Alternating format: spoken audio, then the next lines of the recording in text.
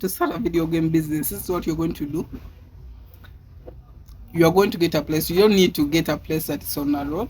It's not necessary. You can even put it in a room behind. It doesn't have to be on the road.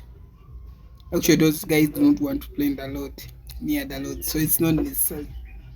You can get a PS3. A PS3 is around 400 UK used. You don't need to buy new ones. No, it's not necessary to buy new ones. Those UK used ones are good and they work very well. Even the gamepads they use, get UK used. Do not buy new ones. New ones are actually fake, so you don't need to get new ones. So you get a PS3 at about 400. You get a PS4 at about 950 to a million or to 1.2, depends on its condition. You get it. That's a PS4. You don't need to buy the PS2s. I've not talked about the PS2s. People no longer play the PS2s. Even these PS3s are for kids. Most mature ones don't play PS3s. So you also get a PS5. A PS5 around 2.5.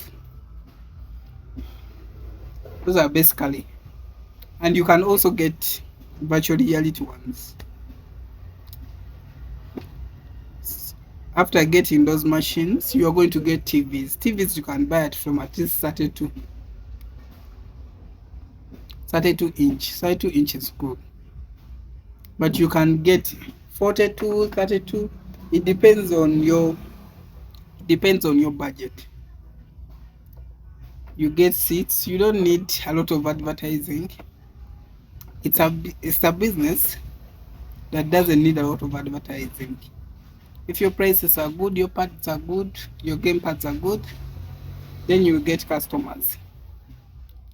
Now, some of the benefits of the video game business.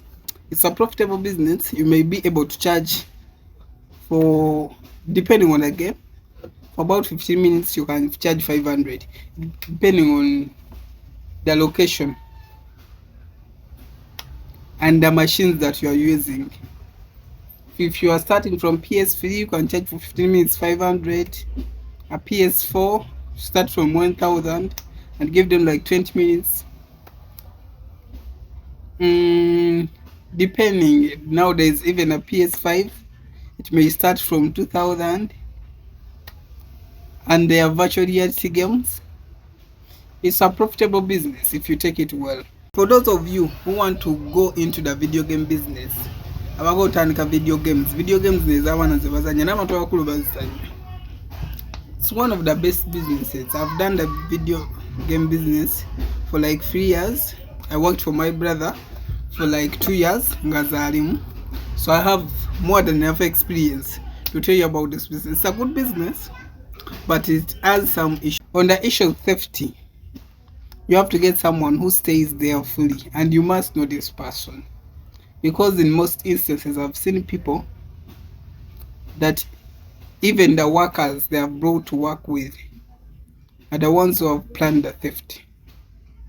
So you have to get someone that you trust, maybe a relative, a brother, sister, that can stay there for you. If you are not able to stay there, the best option would have been there.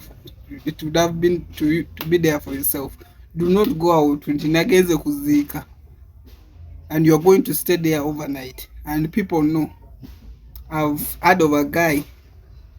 He was staying there, but one day he just went for a barbecue. Coming back, the place was empty. It's not something that happened to me.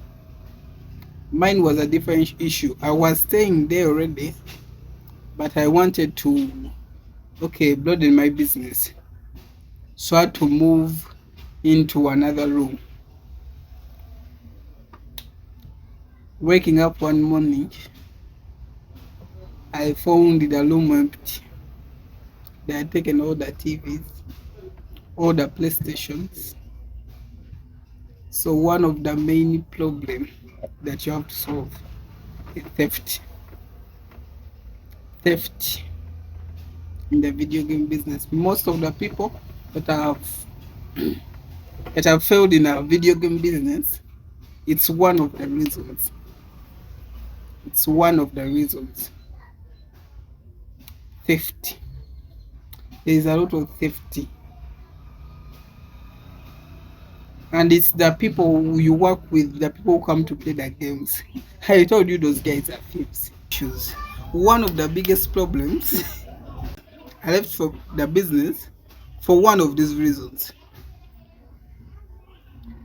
First of all, theft in the video game business. People breaking in, literally breaking in. It has ever happened to me. It has ever happened to my brother, who was also in the same business. I told you he was the first person I worked with before I started mine. But all of us, we are in the same places. Works in Boyogaide, I work in Mukon. But all of us will see the same problem. Another issue is when those kids come into play. You may find that some parents may come and claim that those kids stole the money. And at times you have to refund. You may be even taken to police. And they tell you that you're motivating those kids to steal the money. Or why you are sending those kids to steal the money.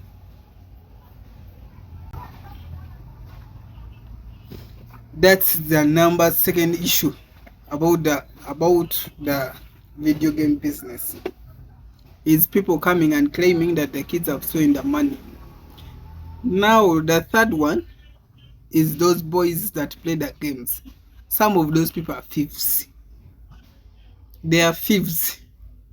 You may if you're not serious, you may find a pad missing. If you have something there like a flash, they will take it. Those guys are thieves. They are thieves. Another one, that's the fourth one, is repairing the parts. Those game parts they use for playing the games. That's also an issue. First of all, they're expensive to repair. And they get worn very fast. For this, you may buy original ones. Original ones take much longer to get worn. But you have to make sure that you're using them well. There are some of those young kids that place them a lot, and those parts end up getting destroyed. You have to even learn some skills of repairing them. Some few things like the buttons, those few things you can repair for them for yourself. It doesn't matter.